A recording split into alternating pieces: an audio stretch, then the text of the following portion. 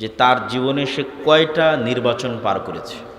সারা পৃথিবীর আলেম ওলামা যদি এক ফিল্ডে বলে যে গণতন্ত্রের নীতিতে নেতা নির্বাচন করতে হবে, তা হবে হারাম, তা হবে নাজায়েজ।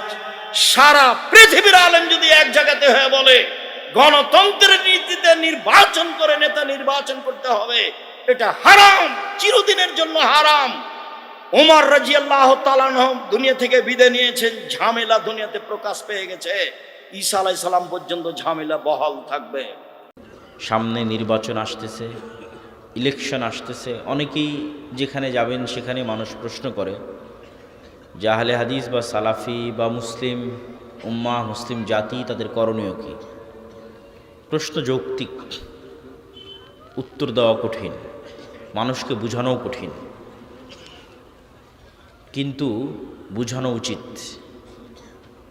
বোঝানোর চেষ্টা করা উচিত।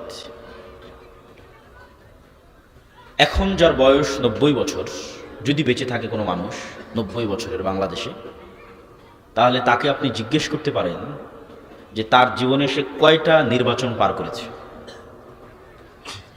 যদি মোটামুটি পাকিস্তান আমল থেকে ধরে বাংলাদেশ আমলের বলা যায় সকল নির্বাচনে সে পার্টিসিপেট করেছে, তাহলে সে আপনাকে ভালো ফিডব্যাক দিতে পারবে যে প্রত্যেক নির্বাচনের আগে মনে করতাম এই দল জিতলে অনেক খুব ভালো হবে, তারপরে জিতার 1-2 বছর পর ওই দলকে গালি দিত। এটি একটি চরম বাস্তব অভিজ্ঞতা। মানুষ যেহেতু শর্ট টাইমে উত্তেজিত হয়, তো ব্রেন আর কাজ করে না, লং টাইমে কেউ চিন্তা করতে পারে না। কিন্তু লং টাইমের একটা সিনারি যদি আপনার সামনে থাকে, যে কোনো মুরব্বী বসে আছে তাকে জিজ্ঞেস করতে পারেন প্রতি নির্বাচনের আগে তার মনে হয়েছে এবার অমুক দল জিতলে খুব ভালো হবে দেশের। তারপরে দেখা যায় ওই দলকে ভোটও দিয়েছে, ভোট দেওয়ার 1-2 মাস 2 বছর পর আবার ওকে গালি দিয়েছে। এই জিনিসটা ঘটে কেন? এটি গণতন্ত্রের একটা মজার জিনিস। সেই মজাটা হচ্ছে, ছোট বাচ্চাকে আমরা যেভাবে ললিপপ দিই, চকলেট দিই, যে বাবা তুমি কাঁদতেছো, এই চকলেটটা খাও, তাহলে ও অন্য যেটা চাচ্ছিল সেটা ভুলে যাবে। হয়তো মায়ের দুধ খেতে চাচ্ছিল সেটা ভুলে যাবে, হয়তো বাইরে যেতে চাচ্ছিল সেটা ভুলে যাবে, কিছু একটা ভুলে যাবে। ওকে ভুলিয়ে রাখার জন্য ওর হাতে চকলেট ধরিয়ে দিল। তো গণতন্ত্র মানুষের সাইকোলজি বুঝে, যারা গণতন্ত্র তৈরি করেছে তারা মানুষের সাইকোলজি বুঝে, যে মানুষের সামনে কোন মূলা ঝুলিয়ে দিলে মানুষের আবেগকে নিয়ে বারবার খেলা যাবে, বারবার মানুষের আবেগ তৈরি করা যাবে ছোট বাচ্চার মতো, আর বারবার তাকে ইউজ করা যাবে। সেই আবেগটার নাম হচ্ছে যে আপনি একটা ভোট দিতে পারবেন। এটা একটা আবেগ, যে আমি একটা ভোট দিতে পারছি। এই আবেগের মাধ্যমে আপনাকে ভুলিয়ে দেওয়া হবে গত 15 বছর কি হয়েছে, আগামী 5 বছর কি হবে। মানে দেওয়ার পরের দিন থেকেই লাথি শুরু হবে। তারপরে আবার ভাববেন, গালিগালাজ করবেন, অমুক করবেন, তমুক করবেন। আবার যখন ভোট আসবে আবার উত্তেজিত হয়ে যাবেন, আবার সেই দুঃখ কষ্ট ভুলে যাবেন, আরে ভোট তো দিতে পারছি, কি মজা, এইবার শেষ করে দেবো। ভোট দেওয়ার পর আবার লাথি শুরু হবে। এই যে এক গেম, একটা লুপ, ঘুরে ফিরে এক জায়গাতে, ঘুরে ফিরে এক জায়গায়, ঘুরে ফিরে এক জায়গায়। এই জন্য মুসলিম উম্মাহকে চিন্তা করতে হবে লং টার্ম। যারা এগুলোতে অংশগ্রহণ করছে তাদের সাথে সরাসরি শত্রুতা, এটা আমি পছন্দ করি না। আমি পছন্দ করি যে আমরাও তো চাই রাষ্ট্রে ইসলাম প্রতিষ্ঠা হোক।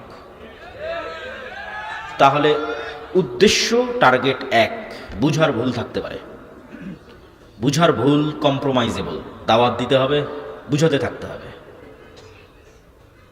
তো আমাদের উপরেও কেউ কথা এটা চাপিয়ে দিতে পারবে না যে আমরা চাই না যে রাষ্ট্রে ইসলাম প্রতিষ্ঠা করতে হবে। আমরাও চাই রাষ্ট্রে ইসলাম প্রতিষ্ঠা হোক, কিন্তু আমরাও আসলে যথোপযুক্ত উপায়ে সেই লক্ষ্যে কাজ করতে পারছি না। সেই কাজ কি? আপনি নিশ্চিত থাকেন 16 কোটি মানুষের ভোটের যা ক্ষমতা, এক প্রথম আলো আর ব্রাকের ক্ষমতা তার চেয়ে কয়েকশো গুণ বেশি। 16 কোটি মানুষের ভোট, ব্রাক আর প্রথম আলোর কাছে পঙ্গপাল, তুচ্ছের মতো। পঙ্গপাল রাস্তায় বেরিয়েছে, কীট পতঙ্গ, যাদেরকে পা দিয়ে পিষে দেওয়া যাবে। এই কীট পতঙ্গ হচ্ছে 16 কোটি মানুষ। আরও একটু দুর্বল ভাষা প্রয়োগ করা উচিত, কিন্তু জনসমাজে সেটা প্রয়োগ করা যায় না। তো এই 16 কোটি মানুষ তো 5ই আগস্ট 36শে জুলাই বের হয়েছে। কোনো দাম আছে? কোনো দাম নাই। আপনার ভোটের চারানা দাম নাই, চুল পরিমাণ দাম নাই। দাম ওটাই ঘটবে যেটা প্রথম আলো চাইবে, ওটাই ঘটবে যেটা ব্রাক চাইবে। তাহলে কাজ কি? মুসলমান যে লাফ দিয়ে উঠেই বলে জীবন দিয়ে দিব, এটাই ভুল। যে ভাই ঘোষণা দেন জীবন দিয়ে দেবো।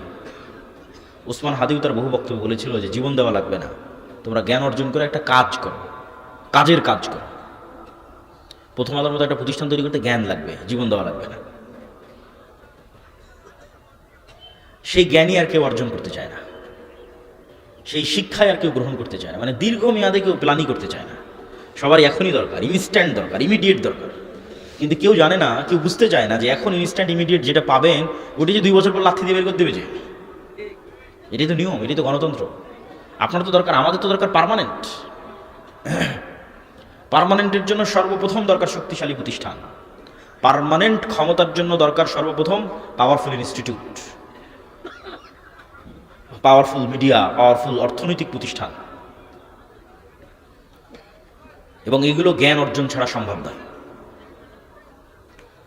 এই জন্য আল্লাহ সুবহানাহু ওয়া তাআলা আদম আলাইহিস সালাতু ওয়াস সালামকে প্রাধান্য দিয়েছেন ফেরেশতা এবং জিনের উপর জ্ঞানের কারণে।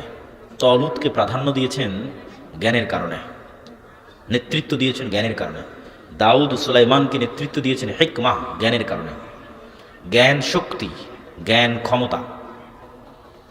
আজকে সারা পৃথিবীর জ্ঞান কুক্ষিগত করে রেখেছে পাশ্চাত্য, জ্ঞান কুক্ষিগত করে রেখেছে আমেরিকা, ইউরোপ। জ্ঞানকে কুক্ষিগত করে রেখেছে জ্ঞান। এটা আলটিমেটলি আপনি গবেষণা করলে এখানেই গিয়ে পৌঁছবেন যে এখানে সবচেয়ে বড় বিষয় হচ্ছে জ্ঞান। আমেরিকার কাছে যেটা সর্বোচ্চ পর্যায়ের প্রযুক্তি আছে, ওই প্রযুক্তি শুধু ইসরায়েলকে দেয়, শুধু শুধু ইসরায়েলকে।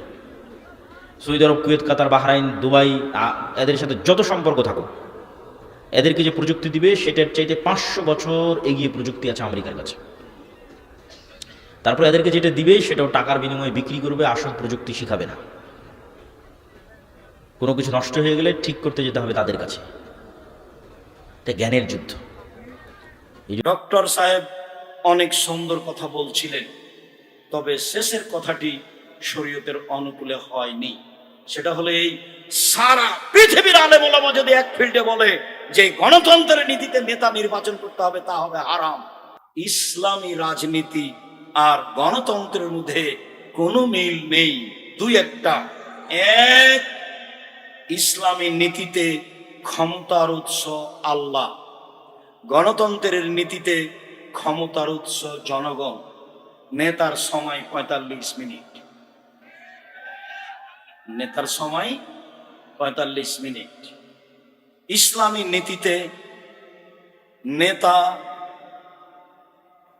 যতদিন থাকার থেকে যাবে। গণতন্ত্রের নীতিতে নেতার সময়সীমা 5 বছর।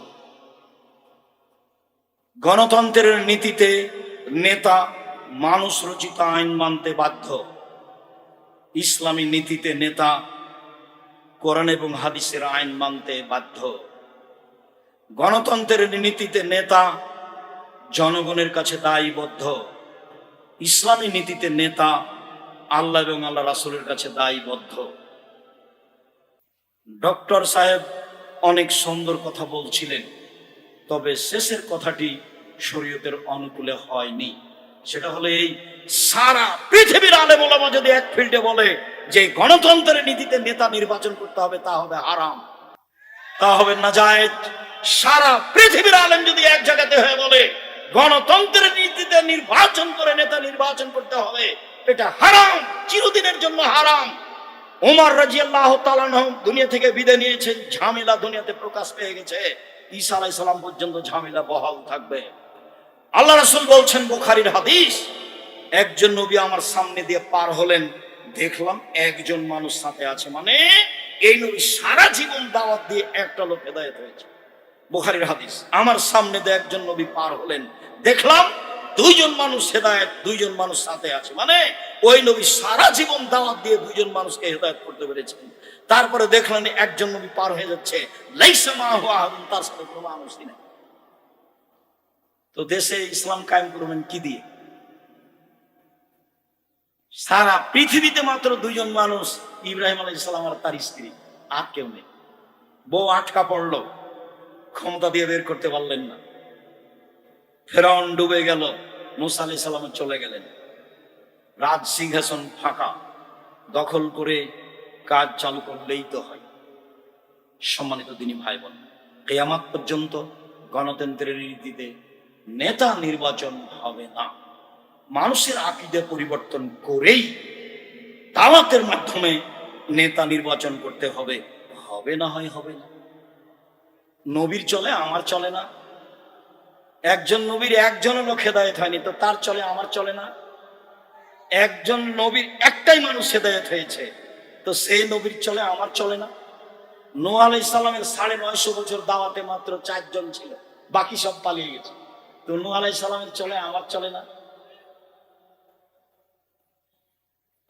এই চাল চলন যেটা আপনি দেখতে পাচ্ছেন, মারামারি, হইচই, দাঙ্গামা, হাঙ্গামা, জুয়াচুরি, ডাকাতি, আর জেল, আর হাজত, আর রাস্তা, আর ঘাট, আর রাহাজানি, সব কিছু এই দলীয় ভাবে, সেইটা রাসূলের পথ হয় কি করে?